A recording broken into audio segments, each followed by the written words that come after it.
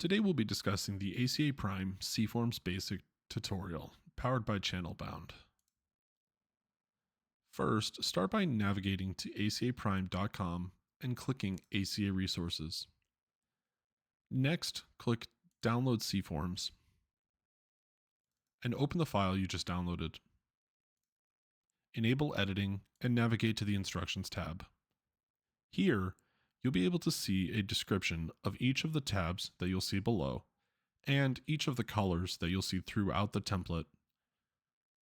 Finally, you'll see a description of the line 14, 15, and 16 coding that you'll see on the Employee Data tab.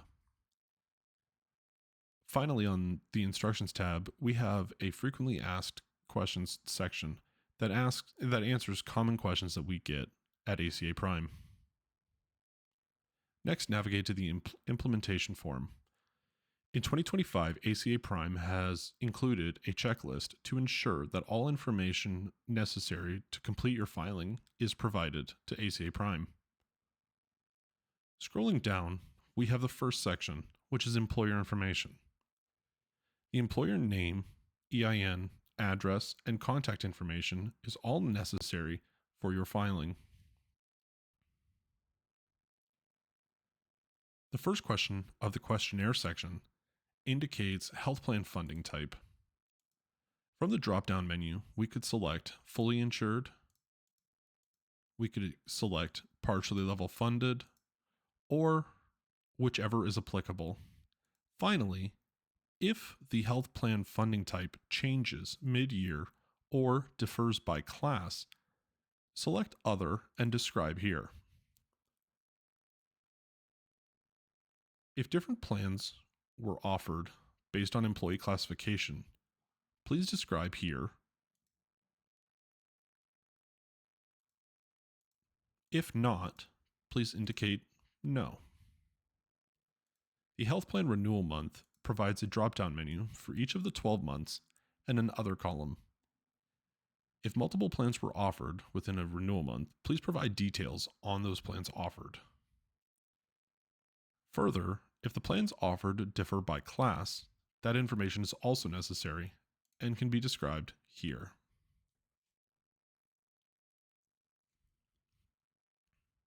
Next, what was the monthly employee portion in dollars for single coverage of the least expensive health plan offered?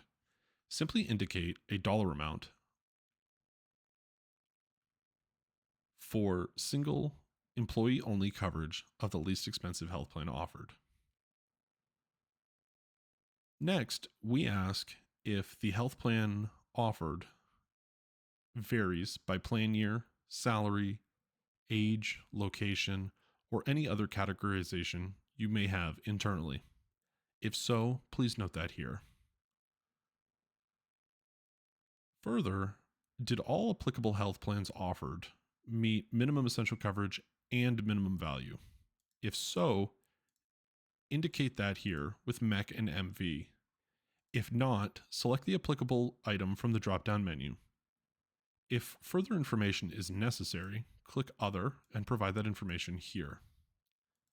Next, we ask if spouses and dependents are eligible to enroll in the MEC and MV health plan offered. Select the appropriate item from the drop-down menu, and if necessary, describe that here.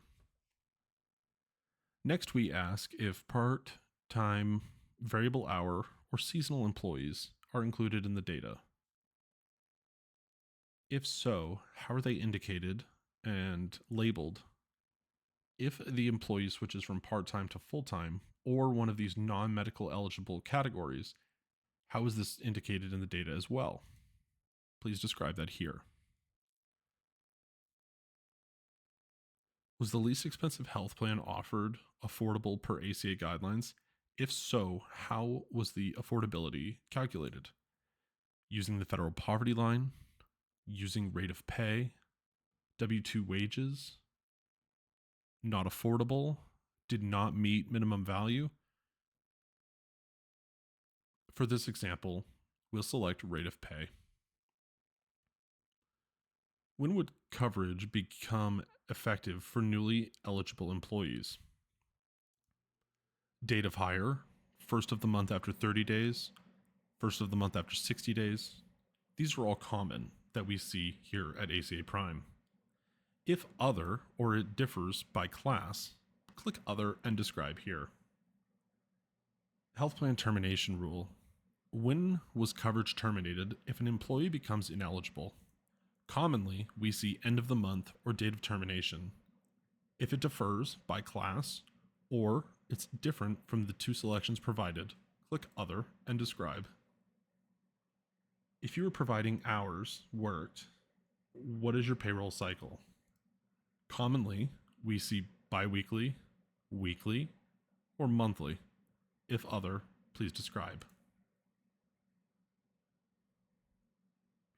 Next, we ask if there are special employee classes included in the data. If so, we ask for their health plan eligibility, full-time status, and how these employees are classified in the data. Next, we ask if a look-back measurement method was applied for any employee class. If so, how is it applied? And provide the results for any eligibility determinations. We've provided a space here to describe those parameters. Next, and finally, we ask for any additional notes, guidance, or anything that may affect the employer's ACA reporting. There is a space to provide that here. Next, navigate to the Employer Information tab. This information should match that which was provided in the Employer Information section here. We'll start by entering the employer name.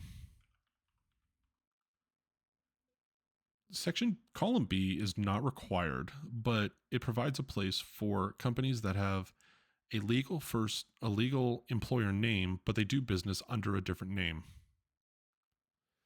Column C is the employer's EIN. Address line 1.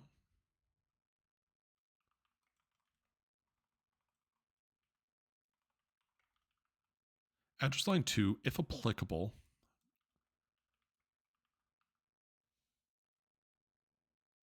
The employer phone number. The employer's city. The employer's state. The 2-digit numeric plan start month. As indicated on the implementation form, health plan renewal month, we can provide August.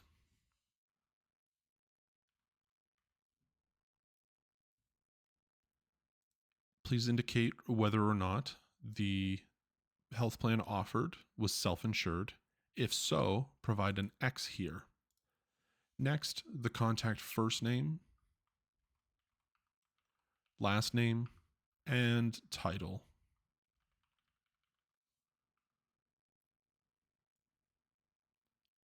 The rest of this information is provided on the implementation form, but can be added here.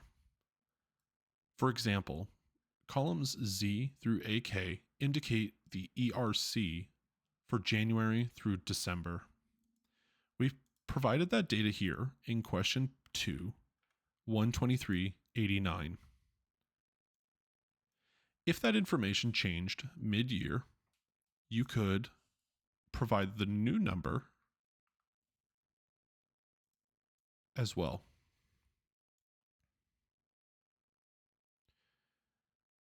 Columns AS through BD, BF through BQ, and BS through CD are the employee counts by month, the PT counts, FT counts, and total counts, respectively. The rest of this is not required. The Employee Data tab provides detailed information on each employee.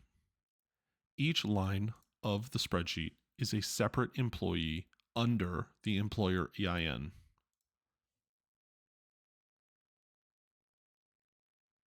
The employee identifier, as seen on the Instructions tab, is the required employee SSN.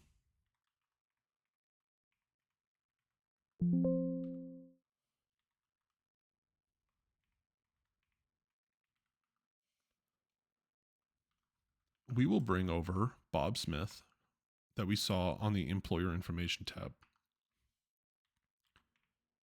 Note that since column A is the employee SSN as the employee identifier, and column F specifically requires the employee SSN, columns A and F will match. The employee's address line 2 where applicable,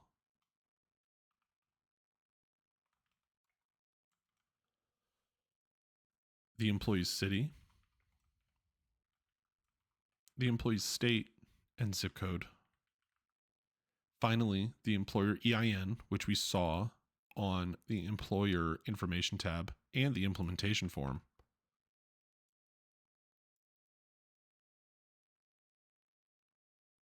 The employee's hire date,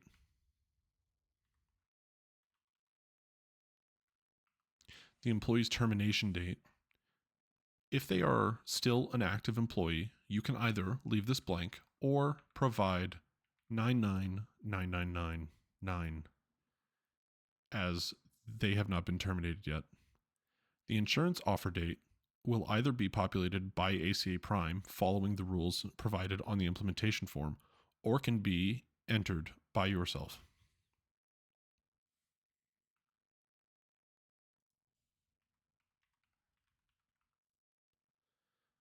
Indicate whether or not the person is PT, FT, or other. Bob Smith is a full-time employee. Columns U and V are not required, but they help indicate whether or not a person goes from PT to FT mid-year or vice versa. In columns W, we can see the person's hourly rate of pay. Again, optional. And in column X, we see the W-2 annual wages. Again, optional. Columns Z through AK allow a place to provide the enrollment for Bob Smith in this case. Bob Smith was enrolled all 12 months, as seen here. Should you choose, you can indicate columns AL, AY, and BL as the all 12 months columns for lines 14, 15, and 16, respectively. Should you prefer a more nuanced approach, AM through AX, AZ through BK, and BM through BX can provide a month-by-month coding for lines 14, 15, and 16, respectively.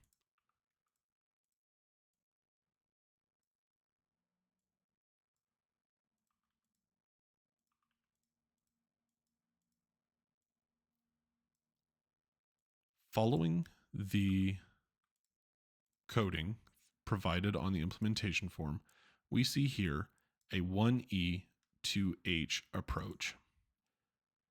This is because 123.89 is not below the federal poverty line. And the employer has indicated a rate of pay determination for ACA guidelines. We can next put in the ERC into line 15 for all 12 months. Bob Smith's coding for lines 14, 15, and 16 are complete. A final note, should we have indicated self-funded here, the Covered Individuals tab now becomes required. On fully insured plans, you can indicate the employee-only coverage here in Z through AK. If the employer offers a self-funded health plan, the Covered Individuals tab is required and is required for all covered individuals. That includes employees, spouses, and dependents. As an example, we will provide that here. Bob Smith covers his wife,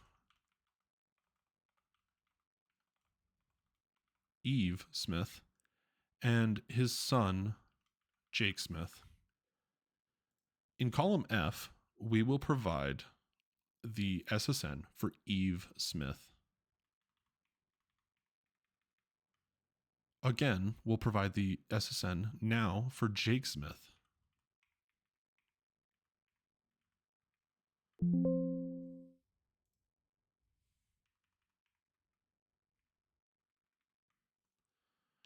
Note, in column A, this is where the employee identifier comes in. The employee identifier is the same for all of the covered individuals on Bob Smith's 1095C. Bob Smith's SSN will match in columns A and F, and his dependents will show up in section 3 of Bob Smith's form, since the SSN here in column A matches. As indicated on the Employee Data tab, Bob Smith was covered all 12 months. Eve Smith, however, joined mid-year in July, and that can be indicated by X's in July through December. Jake Smith, however, was on his father's health plan all 12 months, and that's indicated here. Bob Smith is an employee, and that can be indicated by AEMP in column U, the relationship column. Eve Smith, however, is a spouse, and that can be indicated by BSP in column U. Finally, Jake Smith is a dependent, and that can be indicated by CDEP for dependent. Once complete, we have completed all the necessary tabs to file for the employer's health plan under the ACA guidelines. These forms will provide a 1094 and 1095C to the IRS for your approval.